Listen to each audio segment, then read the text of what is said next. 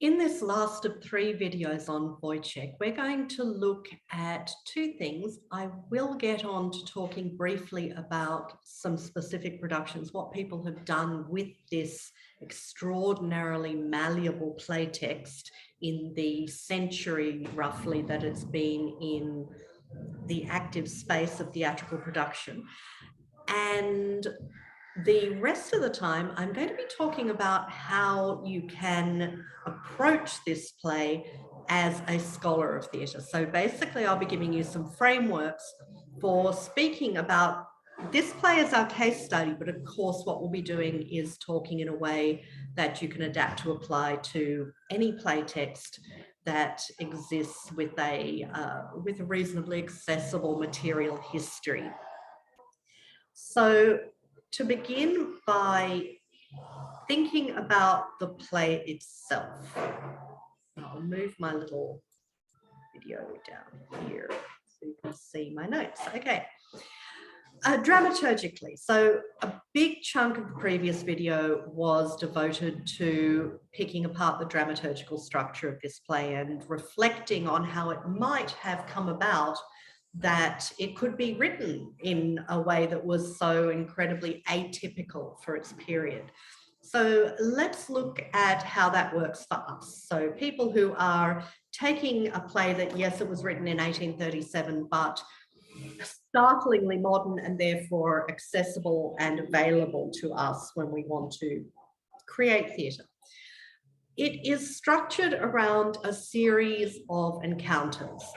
So you will find that the scenes will always either feature Woyzeck, and most of them do, or Marie. And we definitely do see times when Marie is it's juxtaposed with the Woyzeck scenes because we need to see what's going on with her when he is not there.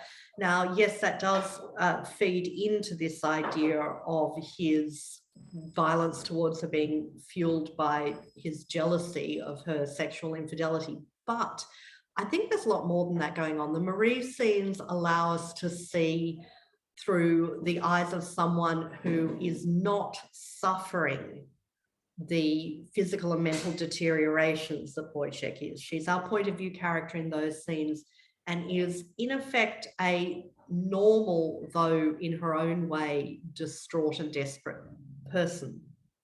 It also allows us to get a deeper perspective on her as an individual. We don't only see her through Woyzeck's eyes, and I do think that's terribly important because we don't want the women in plays that are situated around a plot like this to be mere plot devices or facilitators for the action of the man. So I think it speaks well to Buchner's writing that he puts so much compassion into writing separate scenes for Marie. But let's get back to this play as a series of paired encounters almost. So you see Woyzeck, first of all, with Andreas, his friend, his colleague, his fellow soldier.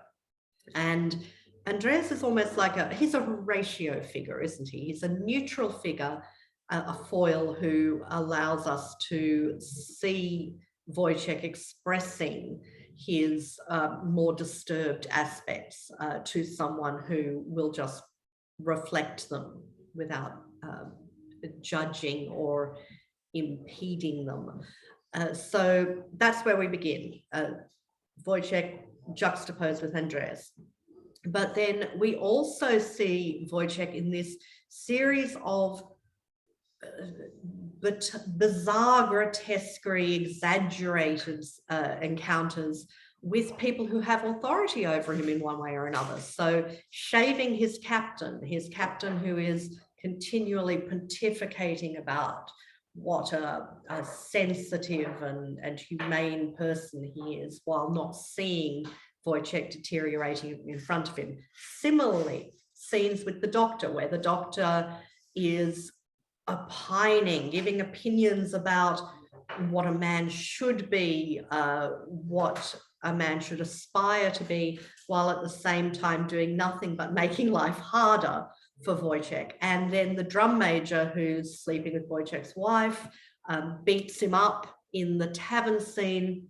So he might not, in terms of official societal hierarchy, be greatly above Woyzeck, but he definitely makes his presence felt as someone who can harm him in many very visceral, very brutal ways. And there is really nothing to save the drum major's character. He is a grotesque, horrible figure on stage.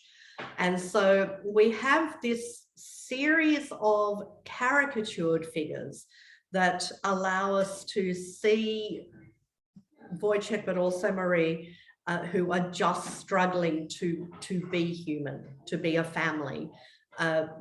We see them juxtaposed against these larger, more exaggerated, more outrageous, grotesque figures. And in fact, the other minor female characters act a little bit that way to Marie, in that they're all they tend to be either judgmental or harmful, or you get, you know, the grandmother just telling the ultimate miserable fairy tale story. So every figure that our two central characters meet along the way represents aspects of a dark, twisted, carnivalesque world. And that is why you'll see on the other side of that slide there, I've got some notes about the nature of this text.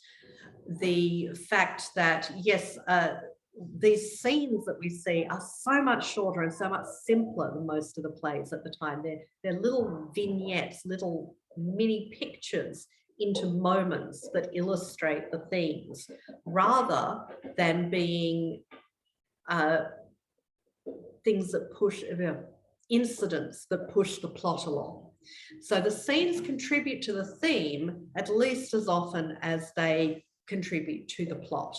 And because of that, arising from that, we end up with a structure that is neither pure naturalism. Remember, naturalism as a concept was still about 60 years away when this was written, but naturalism as a theatrical style had not been invented yet. But there is certainly a naturalistic element far ahead of its time to a number of these scenes, in that the dialogue between the characters is not heightened at some points. It's very drawn from conventional encounter. Anyway, I'm using the word naturalism loosely here, but you do know what I mean when I use it. So we're looking at scenes that are neither pure naturalism nor pure symbolism. They're neither wholly exaggerated in fantastically grotesque, nor are they, as many 20th century plays attempted, they're not trying to be reflections of ordinary day-to-day speech either. These scenes have a very special liminal position they occupy between that life of the ordinary everyday life and the life of the stressed mind of Woyzeck, which again is why the play fell so easily into expressionist theatre in Germany in the early 20th century, and also why it appeals as so modern to us now. It was just an extraordinary experiment in communicating important ideas through an entirely new means of dialogue. But let's get on to how you, as a scholar of theatre, go about expressing all these things in written form. Now, I'm very, very fortunate to have the best possible case study to draw on here, because Dr. Meg Mumford, in fact, you may not be aware of this, wrote her, I think it was her honours dissertation on this play. So that's an amazing benefit to us. She has been kind enough to share some of her work here, and it allows us to use her work as a case study example of how to write academically about a playtext like this one. So these are the things you want to do, and you'll notice that they line up very neatly with the four hats theory that I've been speaking of intermittently for quite some time. Situating the play, behaving like a historian, situate the play within its social history. So in this case, the world that Buchner was responding to, find out what was happening then, find out what were people talking about then, what were they worried about then, and write about how the play reflects those elements. So that's your first thing to do. Situate the play within its social history, within the time and place and intellectual discourse of when Buchner was creating this literary work. Now, then there's another related thing you have to do, which is to locate your play within its critical history. So that means that you have to look at what respondents have said about this play in the more than, well over 100 years, but less than 200, in the decades since the play has been available, since it was published and then since it was used as a performance text. People have written about what they thought about it, how they responded to it. And part of your job is to go out and find out what was said. And whether you agree with it or not matters less than to show that you can engage with it actively, that you've read it, that you understood it, and that you can form an opinion on its validity. So in this extract that we've got here, we've got several quotes from Schmidt arguing that the captain is performs a particular function within this play, a distorted reflection and so on. So in the extract I've got here, there's an analysis from a previous writer, Schmidt, about the interaction between the captain and Woyzeck, and showing that the captain is bound to be read a certain way by the audience, not sympathetically, but rather as self-indulgent and self-focused, while the person that we feel our sympathetic connection to, Woyzeck, is disintegrating around him in the same space. So let's just get into just your basic straight literary analysis, because that is a point that you really can't ignore. You have to, in the end, sit down with the text, look at the writing, and have a response to that writing. So Meg here is talking about the grotesquerie, really, of the drum major's discussion of Marie. And again, the drum major is not a sympathetic character, and the way that that's communicated is through the baseness of his language and the fact that there is no sense of him being humanized to us. Rather, on the contrary, it humanizes Marie because we're seeing her next to the drum major's obscene lens on her. So I think what you'll find with Woyzeck is if you dig into it, it is actually a phenomenally beautiful play in a lot of points. It's full of very vivid imagery. The idea of Woyzeck running through life like an open cutthroat razor. The idea of each person being a dizzying void. You look down into a human soul and you feel dizzy. There is so much that is really very lush and very visceral and really grabbing you about the language use here. So don't neglect to dig into that and pull out the things that you feel communicate at the most important points, because that literary analysis will always enrich your work. But of course, we are theatre historians, so the other thing we have to do is we have to find out who has done what with this text before. All this stuff we've been talking about thematics and dramaturgy and lavish language has over time been put to work in different ways, in so many different styles, beginning with, as I was mentioning, Reinhardt's expressionism, but seeing many afterlives since then. So here in Meg's version, you can see her referring to a specific production. In Langhoff's production, the antithesis and consequently the nature-nurture dichotomy was lost. So she's beginning with a criticism there, but she tells us why. The set design captured a modern city jungle cum circus / slum. So the animality of humankind was the dominant image throughout the production. And so you saw less in Meg's view of this production of the societal determinants and more of the nature coming out from within aspect. So you'll notice I've also included a piece about her use of the doctor, her take on how the doctor is most effectively presented. So you can do that too. Think about individual characters, think of how they are presented in individual productions, and then talk about what was effective and what wasn't. So part of your job is to observe and be able to notate accurately what you saw. But then the other part of your job is to speak about effect and effectiveness. What effect did these production choices have for the audience? And then how did that work to communicate what it seems to you are the important messages of the play? So that's how performance analysis works there. I also want to draw on, I've mentioned performance practice as a separate writing facet to you.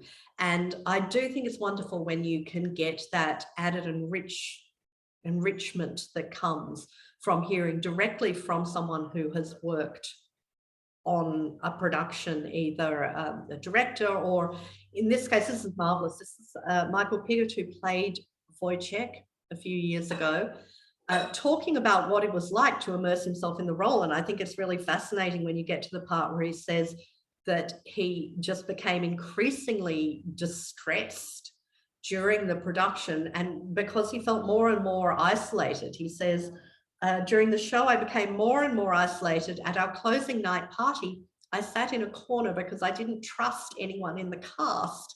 I realized weeks later that it was simply that during the run of the play, I was turning up to the theatre right from work, warming up, and then entering into a space where the character, every person he encountered was abusive to him. So getting those insights into the immersive experience of embodying a character is so valuable. But I notice also here that Michael was able to reflect on the thematic points too, and you can really use that too. He mentions the stabbing scene, and the way we played it was also about the exploration of what the boundaries are between things. Skin being pierced by blade, his surprise, fascination at how easily the knife goes in, inside versus outside, life versus death, life versus dead. He writes, it sounds sociopathic when you write it down. So you can see there that from the internal perspective of an actor having to grapple with embodying the character, you also get some very high level reflection on what is being thematically represented on stage. And that's very useful to you as a writer. So overall, though, in the end, when you're writing about a play, you do need to come down to the point of discussing function. So by all means, get into the dramaturgy by writing down the scenes, pick them apart, right? What happens in each one, and then consider what function are you talking about? In this extract I put on the screen here, Meg is reflecting on the private versus public positioning of contrasting scenes. Certain things happen in private space and they contrast with what happens in public space.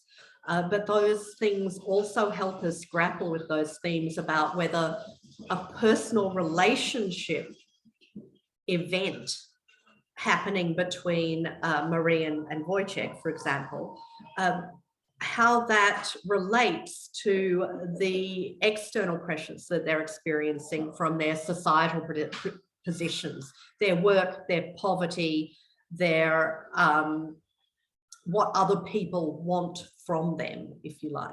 So Meg's focusing on the private-public dichotomy here. You'll notice how often dichotomies are coming up in our discussion, because that's so thematically, well, it's such a spine of this play. So ask yourselves, well, what is this scene doing for the audience? What function is this character performing? Are they for us, the audience, or are they just a facilitator to get another character's ideas to us? Are they a device, or are they a person, a human?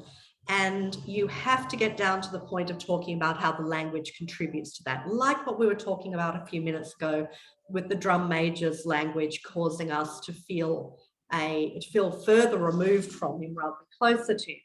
Whereas there are definitely points where both with Woyzeck and Marie, the language helps us feel closer to them.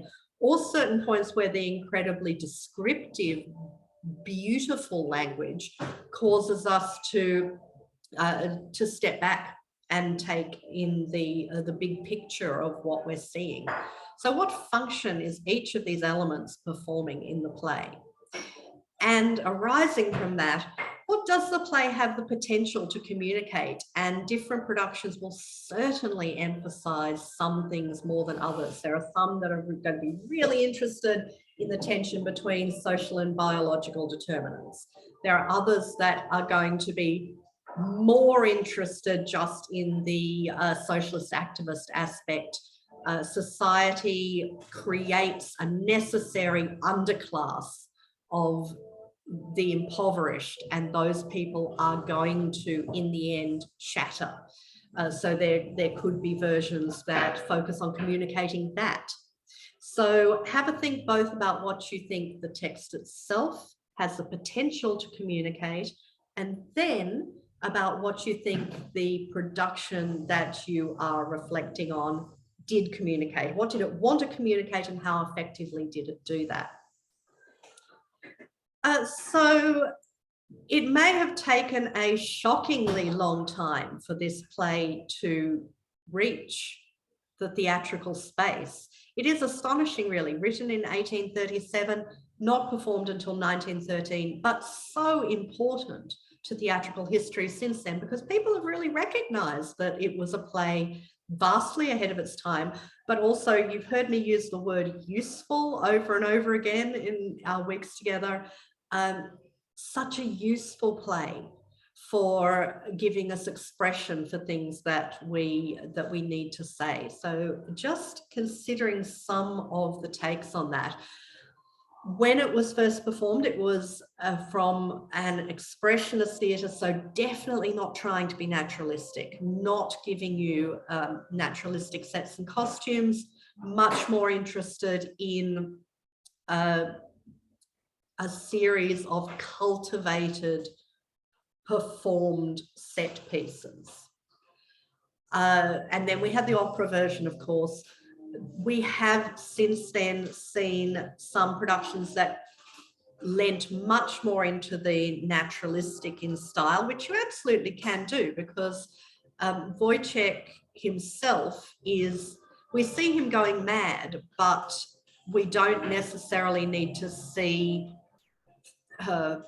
the world through his mad eyes. You can see him as just an ordinary person with struggles.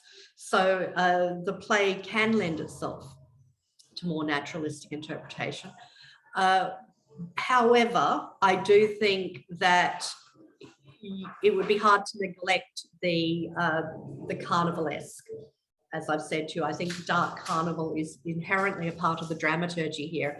And so you do see productions like the first Robert Wilson production in 2002, which is highly stylized, very, very clean lines, light and dark, no one looking like an ordinary soldier and his ordinary girlfriend and their ordinary baby. However, the big picture there in front of you there is from Conall Morrison's Dublin Theatre Festival production called Woyzeck in Winter, which I think does a lovely job of not being strictly naturalistic, but capturing the warmth and potential warmth and humanity of these people. And I also very much want to draw your attention to the contribution to the Robert Wilson version. It's more than one production that's been done since then, of Tom Waits, who wrote an entire soundtrack for it, including some amazing music. Like, I strongly recommend you go and listen to Misery is the River of the World. Tremendously visceral take on what it was like to live in a situation like Woyzeck's. But there's also some other beautiful pieces in that. All the World is Green, songs like that. You can see a stack of links there, which you can use to browse and consider the range of performance options. But I also want you to just have a little look at these images and think about what seems to you to be the most communicative approach to this play. So most of those images you've seen before. There's a highly expressionist one right in the center bottom there, but also above that you see the Old Vic production, very recently, John Boyega there playing Woyzeck in what by all accounts was a deeply moving revisiting of Woyzeck as a tragic hero or anti-hero, if you like, without having to elevate him and keeping him in that working class social situation, and yet showing that someone in that situation can be as emotionally important a tragic hero as any of the grander tragedies in history. So there's a range of images for you to ponder, and I hope you will come away with some thoughts about how this astonishing, remarkable little series of 25 scenes can continue to offer endless afterlives for an inventive theatrical practitioner.